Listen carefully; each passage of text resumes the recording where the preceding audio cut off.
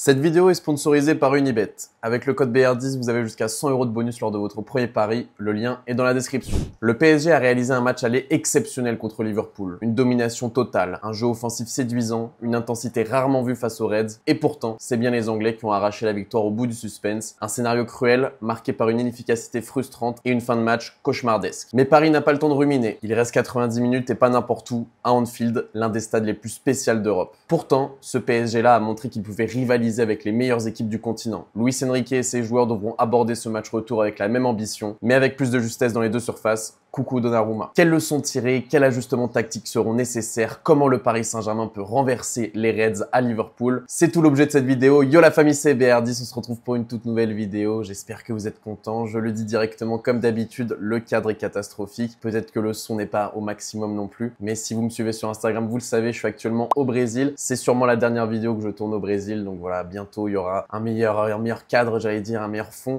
Donc on se retrouve aujourd'hui pour l'avant-match de ce Paris Saint-Germain-Liverpool, ou plutôt de ce Liverpool-PSG. Défaite 1-0 au match aller. J'espère que vous avez tous vu le match. C'était assez spécial parce qu'on a quand même, on va dire, renversé une des plus belles équipes d'Europe. Ça se débat entre Liverpool et le Barça. On les a totalement écrasés. Virgil van Dijk a dit, oui, c'est pas la Ligue 1. Franchement, j'avais l'impression de voir le stade de Reims face à nous. On les a complètement atomisés. Donc voilà, c'était un bon match de Ligue 1 qui s'est terminé comme un match de Ligue des Champions avec le Paris Saint-Germain, avec voilà, toujours un scénario des plus cruels. On commence à avoir l'habitude, les années se suivent et se ressemblent. Donc on se retrouve donc pour mon prono pour cet avant-match. J'en fais rarement sur la chaîne, mais là c'était l'occasion pour un des matchs les plus importants de la saison, si ce n'est le match le plus important de la saison. Si vous passez un bon moment, comme d'habitude, petit pouce bleu, vous me donnez vos pronostics dans les commentaires et vous vous abonnez si c'est pas encore le cas. Alors on va dire les points clés de ce match aller, on va faire une sorte de mini débrief à froid, voir un petit peu ce qui a bien marché, ce qui a pas marché avant plus de se projeter sur le match retour. La construction depuis l'arrière a été très bonne, j'ai trouvé, du côté du PSG, notamment ce lien qu'avait Donnarumma avec Vitinha. Vitinha redescendait très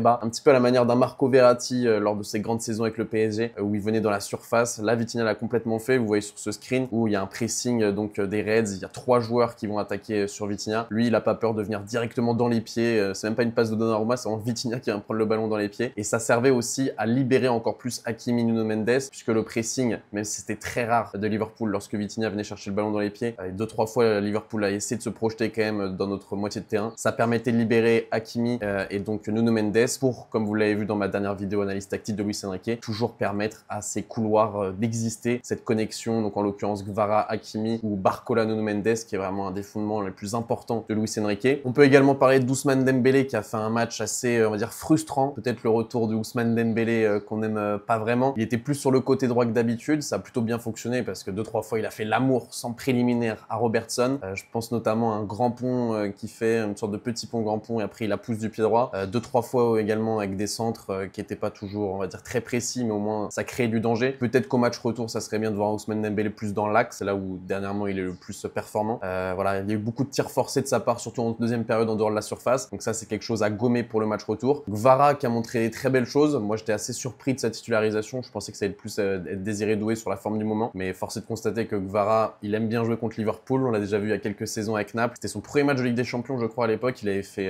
fait de Trent Alexander-Arnold une serpillère. Là, cette fois-ci, il l'a plus fait sur Robertson, parce que Trent a plutôt fait un bon match face à Barcola d'ailleurs. Et en parlant de Barcola d'ailleurs, il a pas fait son meilleur match, que ça soit niveau finition, que ça soit niveau dribble. Voilà, peut-être que le fait que les Anglais l'aient appelé brocoli, je sais pas, c'est rentré dans son cerveau. Mais en tout cas, il a pas fait, on va dire, la plus belle de ses prestations. On espère qu'au match retour, s'il est titulaire, ça sera un petit peu mieux. Il y a beaucoup de gens qui voudraient voir Désiré Doué ou Barcola. N'hésitez pas à me dire ça dans les commentaires. C'est plus team Désiré Doué, Dembélé, Gvara ou plus Barcola, Dembélé, Gvara. Dans tous les cas, en vrai, dans tous les cas, c'est des excellents joueurs, donc on se régale. Datafoot nous a sorti quelques statistiques sur le match, donc sur les performances individuelles. En termes d'expected goal, donc Ousmane Dembélé était à 0,68, Barcola 0,49 et João Neves 0,22. João Neves, ça s'explique par cette occasion manquée du pied gauche qui passe au-dessus. Mais vous voyez que Dembélé et Barcola ont manqué de précision. Dembélé est rentré 10 fois dans la surface, Gvara 7, Barcola 4. Mais ce qui est choquant forcément, c'est la prestation d'Alisson avec 2,3 buts évités, donc les post-expected goal, qui est la statistique un petit peu la plus révélatrice des arrêts décisifs d'un gardien, des arrêts compliqués à réaliser. Il l'a dit à la fin du match, je pense que c'est le meilleur match de ma carrière. C'est vraiment le cas, même les statistiques le confirment. Avec 9 arrêts, la dernière fois qu'il avait fait une prestation comme ça, c'était juste en dessous, c'était 2,2 PXG, c'était face à l'Atlético de Madrid lorsqu'il était avec l'AS Roma à l'époque, donc ça remonte vraiment il y a longtemps. Sinon, il a déjà fait des matchs aux alentours de 2, notamment face au Barça lors de la remontada, où il était à 1,9, mais là c'était un match de folie d'Alisson. C'est un motif d'espoir pour ce match retour. Je pense pas qu'Alisson peut peut le faire 2 fois, une prestation comme ça. Après, on sait jamais avec le PSG, on sait que voilà, on a une petite malédiction en Ligue des Champions, donc tout est possible. Mais comme je vous l'ai dit sur Twitter, ça me paraîtrait vraiment hors du commun, exceptionnel qu'un gardien fasse ça, surtout à une semaine d'intervalle. Vous me direz peut-être aussi que Liverpool réalisera un meilleur match, parce que là, Arne Slot l'a dit, le PSG a été la meilleure équipe et de loin sur la pelouse, surtout en première mi-temps, mais aussi en seconde, même si ça a été un petit peu plus nuancé. Luis Enrique, lui, a confirmé les dires d'Arne Slot en disant que Liverpool a été meilleur pendant les 5 premières minutes, le PSG pendant les 85, 90, 95 autres. Donc voilà, on a vraiment écrasé Liverpool. Est-ce que ça sera le cas au match retour? Ça, on peut pas savoir, surtout à Anfield. Je le disais en introduction, c'est un stade un petit peu spécial, c'est un stade, c'est pas forcément en termes d'ambiance, parce que j'en vois beaucoup sur Twitter qui disent oui, l'ambiance à Anfield, on l'a déjà retourné plus d'une fois, etc. C'est pas forcément en termes d'ambiance, Mamadou Sakho l'a dit encore cette semaine, c'est plus en termes d'atmosphère, quoi. C'est un stade assez particulier, et certains joueurs ne supportent pas cette ambiance, cette atmosphère, c'est pesant apparemment sur les épaules. J'ai jamais joué à Anfield, je peux pas vous le confirmer, hein, je répète ce que disent les joueurs, mais j'espère en tout cas que ça va pas inhiber les joueurs, surtout qu'à l'extérieur en général ça se passe mieux qu'à domicile en Ligue des Champions sur les saisons avec Luis Enrique. Mais bon, je tiens quand même à vous rappeler que la dernière fois qu'on allait dans le nord de l'Angleterre, c'était face à Newcastle, on a perdu 4-1, on s'est pris une belle valise. J'espère bien entendu que ça sera différent. Du côté tactique, vous voyez que Alisson lors du match a été très bon également à la relance. Il a gagné 66 mètres par ses ballons en moyenne, c'est-à-dire qu'il jouait très long et ça a trouvé souvent preneur. D'ailleurs sur le but ça s'est passé comme ça, avec Nunez qui gagne son duel face à Marquinhos. J'en vois également dire que Marquinhos perd son duel, c'est inadmissible, faut le virer du Paris Saint-Germain.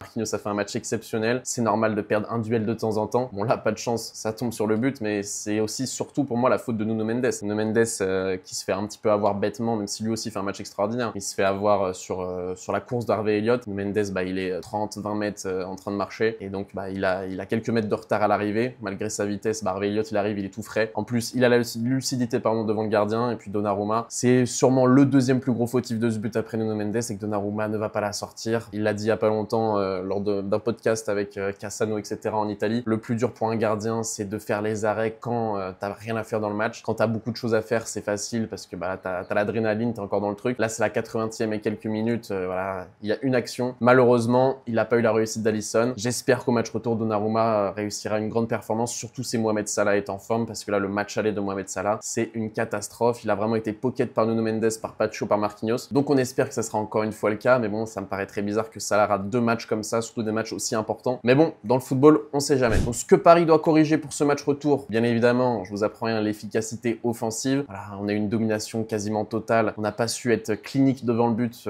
comme on va dire sur la période du mois d'août au mois de décembre. On espère que le Paris Saint-Germain retrouve cette efficacité qui nous réussit tant depuis, je dirais, fin décembre, début janvier. On commence vraiment, à l'image d'Ousmane Dembélé, en fait, on commence vraiment à marquer des buts. Éviter les erreurs défensives également, ça serait bien, parce que là, je pense que Liverpool auront des situations. Si on peut éviter d'avoir des erreurs défensives comme Nuno Mendes, de bien rester concentré, que ce soit dès le début de match, parce que je pense que Liverpool va essayer de mettre le feu, surtout au stade, à domicile comme ça, mais surtout en fin de match, parce qu'une rencontre de Ligue des Champions, ça se joue surtout dans les détails. Et là, le détail de Nuno Mendes nous a vraiment tués. Faudra bien gérer les temps faibles, parce que cette fois-ci, je pense qu'on en aura. Là, on en a eu très peu, on a eu seulement les 5 premières minutes. Là, je pense qu'on en aura bien plus. Ce qui pourrait changer tactiquement pour ce match retour, c'est une possibilité de changement dans l'animation offensive. Donc, comme je le disais, avec un Dembélé plus axial, ça serait pas mal. Moi, ça me ferait kiffer de le voir un petit peu moins sur le côté droit et de laisser Kvara, Doué, Barcola, Hakimi ou quoi que ce soit, Nuno Mendes, faire les différences, avoir un Dembélé au cœur du jeu en faux neuf comme il le fait bien ces derniers temps. Il y a également profiter des potentiels espaces libérés parce que Liverpool, selon les moments, va jouer un petit peu plus haut, va essayer de se projeter. Il faudra essayer aussi de contrer un contre. C'est ce que je vous dis souvent dans les vidéos. C'est t'as des phases de possession, l'équipe adverse va contrer. Il faut savoir contrer ce contre. Et c'est des moments hyper importants dans un match. Ça se joue sur 7-8 secondes, sur une relance d'un gardien par exemple, ou sur un jeu long d'un défenseur comme Marquinhos qui a une excellente qualité de pied. Et profiter surtout des errances défensives de Liverpool. On le sait en ce moment, Liverpool défensivement c'est compliqué. Il y a que je pense Konaté qui est vraiment, on va dire, au pic de sa forme. T'as Arnold là qui a sorti un match extraordinaire défensivement face à Barcola, mais en général c'est assez faible. Robertson qui est vraiment, c'est compliqué pour lui en ce moment, on va dire, peut-être que la fin de carrière un petit peu moche. On oublie presque que Robertson est un excellent défenseur à l'époque. Et surtout Van Dijk qui là, lors du match aller, a fait vraiment une dinguerie parce qu'il laisse partir comme ça Dembélé seul face au but. J'ai rien compris à ce qu'il a fait. ton cerveau s'est complètement déconnecté. Donc si ça peut encore arriver au match retour, ça serait extraordinaire. Un point qui est hyper important également à changer pour le match retour, ça sera de mieux jouer les corners offensifs parce que j'ai pété les plombs lors du match aller. Ousmane Dembélé, si tu regardes cette vidéo, si ton cousin t'envoie ça, tu vas apprendre à tirer les corners s'il te plaît. C'est horrible ce que tu nous proposes. Pied droit, pied gauche. Moi j'ai l'impression que tu les tires mieux du pied gauche. Donc si ça peut voilà. Si je peux me permettre de donner des petits conseils de coups de pied arrêtés, voilà, si vous pouvez m'engager le PSG, Ousmane Dembélé, tire-les du gauche, j'ai l'impression que ça te réussit mieux. Et pourquoi pas le dernier changement, ça serait un Doué titulaire. Voilà, moi c'est un joueur que j'aime beaucoup en ce moment. C'est vrai que le faire rentrer à la 60e, ça peut être pas mal aussi, hein. Dans tous les cas, ça me va. Mais je pense qu'un Doué titulaire peut t'amener un petit peu de folie et tout simplement d'efficacité. Peut-être à la place d'un Bradley Barcola, je ne sais pas, qui a été un petit peu décevant au match aller. Ça, on verra bien. Dites-moi ce que vous en pensez dans les commentaires. On arrive donc sur la partie pronostic, la famille. Donc, quel est mon prono pour ce match? C'est bien entendu sponsorisé par mon nouveau partenaire Unibet.